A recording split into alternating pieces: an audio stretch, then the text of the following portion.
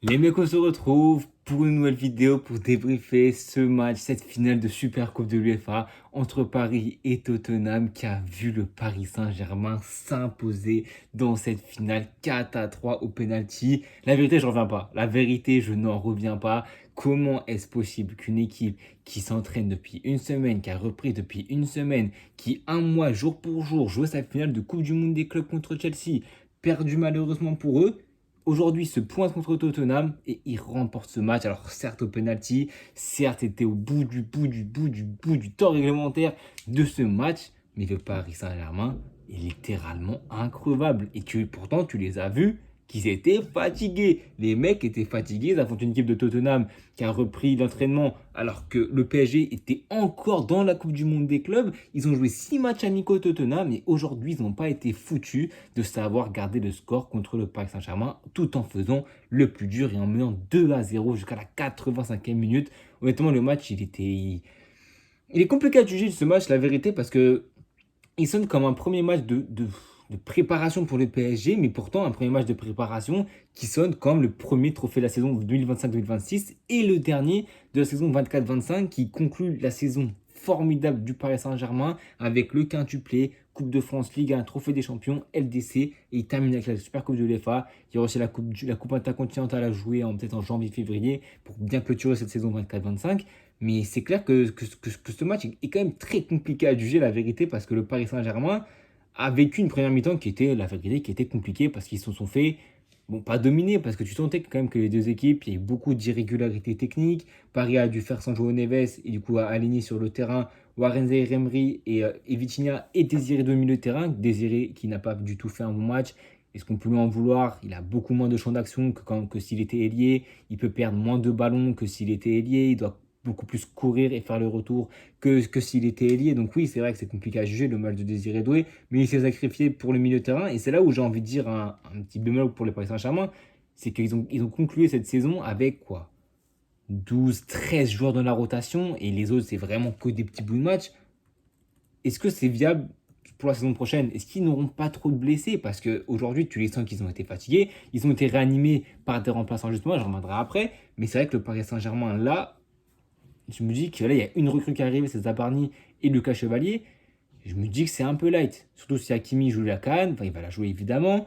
Si tu tapes un, deux, trois blessés dans des postes majeurs où tu as du mal à le remplacer, je me dis que le PSG, pas ne va pas réussir à le combler, mais je me dis que s'il y a des grosses blessures, comment le PSG va pallier à ces blessures justement? Bon, après, peut-être que j'en fais un peu trop, mais moi je me dis que le Paris Saint-Germain, ont vécu une saison dernière incroyable, mais ils ont quand même beaucoup souffert, je pense, physiquement.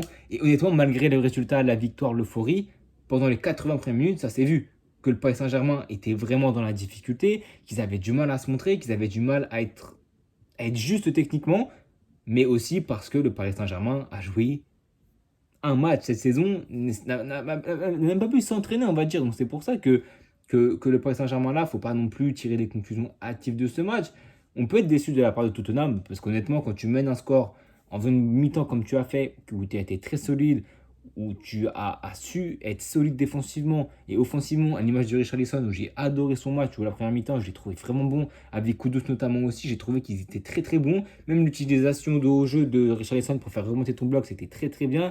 Les phases arrêtées, que ce soit les touches, les coups francs, c'était magnifique. C'est de là aussi, on sait que Thomas Frank, avec Brentford, il a abusé sur ce domaine-là. Et il a eu raison, parce que le premier but, le but de Van de Ven, il vient d'un coup franc joué par Vicario. C'est ça, il longe complètement le terrain, enfin il longe complètement oui, le terrain, on va dire. Il arrive, c'est peut-être une déviation, je crois, peut-être de Spencer, de Spence, ou je ne sais plus, c'est une déviation de qui, et ça retombe sur Van de Ven, duel avec Marquinhos, patch, et ça retombe, bref.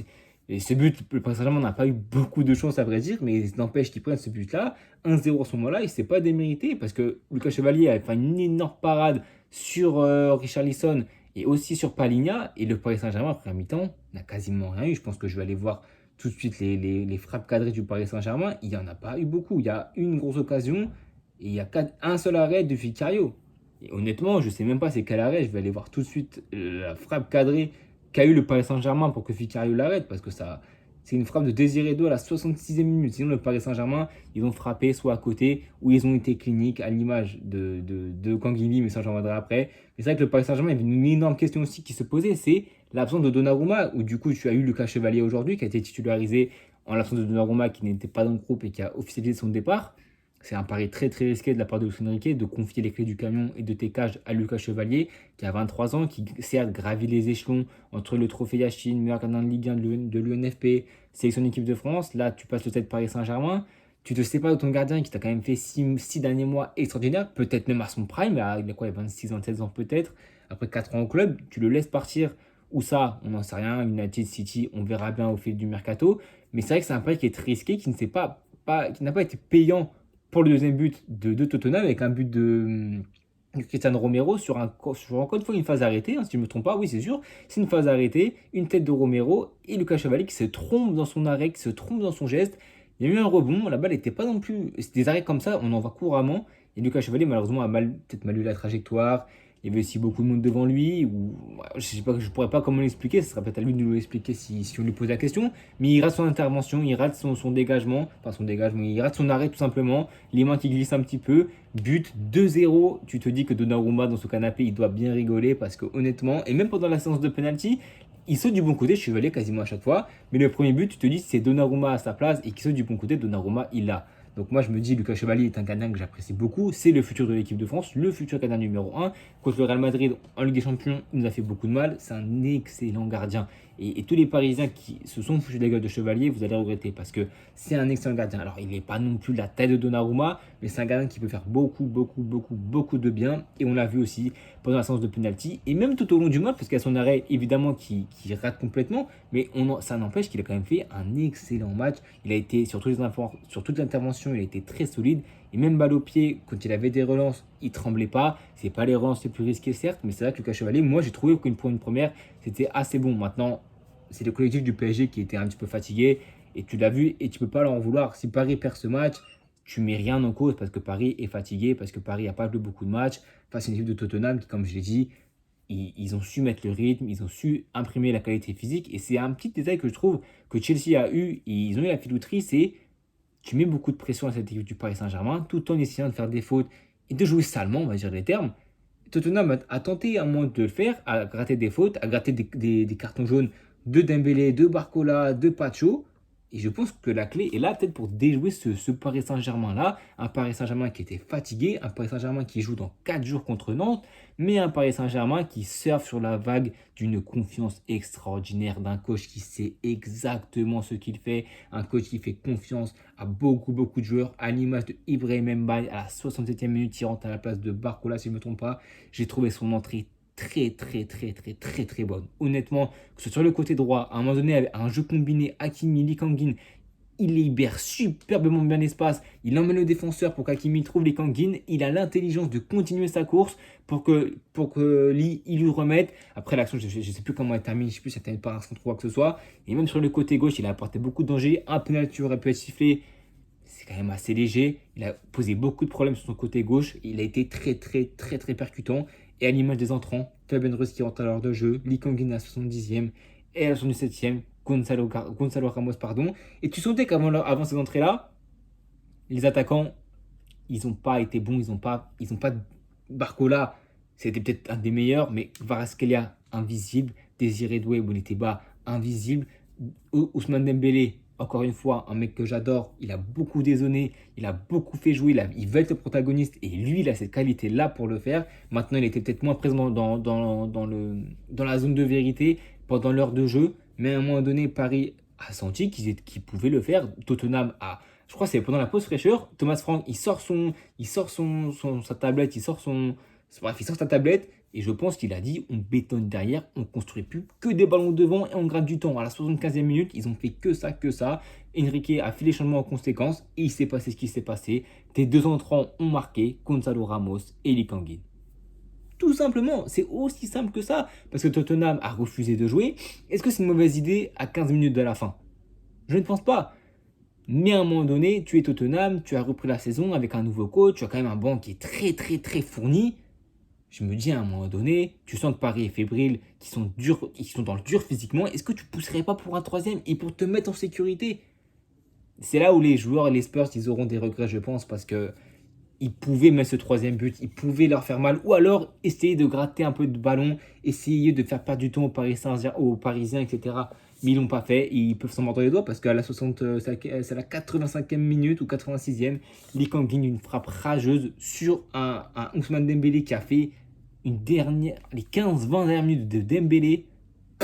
C'est magnifique, c'est tout ce que je demandais. C'est un mec qui est protagoniste, c'est un mec qui peut finir, qui fait jouer, qui a le bon tempo. À un moment donné, il décroche un ballon, il décroche pour prendre un ballon sur Nuno Mendes, il lui met une passe laser magnifique. Tout n'a pas été juste pour Dembélé, pour Kvara, pour Doué, pour tout le monde. C'est logique, ils reviennent dans l'entraînement depuis une semaine, mais tout ce qu'a proposé Dembélé, c'était dans le sens du jeu, dans le sens du collectif pour faire gagner ton équipe. Et ça, c'était magnifique, à l'image de cette passe pour Kikran Kindi, qui doit être un peu dévié, etc. Mais ça part de son côté. Même le but de Ramos, c'est une passe des deux Dembélé, ça prouve à quel point ce mec est tellement fort et tellement complet. Et il est devenu ce joueur-là, et c'est pour ça qu'il est sur la miniature, évidemment, et que Ousmane, Ballon d'Or, bref. Et frappe de Kang Lee, mais superbe frappe, pied gauche sec, petit filet, Vicario ne peut absolument rien faire. Et là, tu te dis, Paris sont carbo, ça fait 10 minutes qu'ils poussent comme des fous, j'ai l'impression qu'ils sont plus du tout fatigués. Moi, je me suis dit, ils vont le faire. Ils peuvent le faire. Ils avaient faim, ils avaient envie. À l'image de Gonzalo Ramos qui déclenche une tête magnifique sur une belle séquence. Hakimi, Dembélé qui lui met un bon ballon dans le bon tempo. Pas du tout hors jeu. La tête rageuse, magnifique. Il recolle à deux partout. Et tu sais que mentalement, c'est terminé. En tout cas, on ne sait jamais dans le football. Évidemment, les pénaltys nous réservent toujours de bonnes choses. Sachant qu'en plus, c'est Tottenham qui a commencé les pénaltys en premier. Et, euh, et ils se sont fait avoir. Je ne sais plus qui c'est qui. Ah voilà, j'ai la séance. Vitinha rate son premier penalty. Ensuite, les Parisiens les mettent tous. Solanke, Bentancur marque. Van de Ven, il rate. Ou plutôt, Lucas Chevalier sort la parade. Il avait sauté au bon endroit pour Bentancur et pour Solanke. Malheureusement, un peu trop haute et très mal tiré. Comme Pedro Porro qui met une pleine lucarne. Il arrête Van de Ven, une frappe mal tirée. Mais au moins, Lucas Chevalier a le mérite de sauter dans le bon côté, dans la bonne zone, en bas à gauche. Il la sort. Matistel, juste après, rate son penalty. Et c'était Nuno Mendes qui avait le penalty décisif et qui met un superbe penalty, je crois, au milieu ou à gauche, je ne sais pas. Mais en tout cas, c'est clair que le Paris Saint-Germain est sorti de nulle part, est sorti d'entre les morts. Ça fait plaisir pour eux parce que, étant fan madrilène, j'ai rien à voir avec le Paris, mais c'est une équipe française. Il y a Dembélé qui va encore pousser pour le ballon d'or. Cette prestation nous montre encore une fois que Dembélé est un très grand joueur, que le Paris Saint-Germain est définitivement increvable. Ils ont montré une vraie force de résilience due aussi à la faiblesse de Tottenham, qui même repris sous Thomas Frank, il aura encore beaucoup, beaucoup de boulot. Tout n'est pas acheté. Il y a eu de belles performances individuelles. Matassar, Kudus, Richarlison, j'ai beaucoup aimé. Spence, etc. Il y a eu de Coutinho Romero aussi, Pedro Porro. Il y a eu de bonnes performances individuelles. Maintenant, il faudra que la constance au haut niveau et il faudra essayer de ne pas avoir peur d'un Paris qui est fatigué, qui revient de vacances depuis une semaine et qui tu sentais pendant l'heure de jeu qui était, bon, pas carbo, mais il s'était vite cuit et tu aurais dû le pousser, je pense. En tout cas, moi, c'est ce que je pense. Donc, les mecs, donnez vos avis en commentaire de ce match, vous avez pensé. À me donner vos tops et vos flops en commentaire. Nous, on se retrouve très bientôt demain pour une vidéo sur Vinicius Junior, un petit focus de 10-11 minutes sur lui. On va revenir un peu sur le match 2 contre Chirol et plus globalement sur la sphère autour de ce qui se passe avec Mbappé, les réseaux sociaux, tout ce qui se dit, etc. Son agent et tout. En tout cas, les mecs, abonnez-vous, likez, partagez et à bientôt tout le monde. À demain.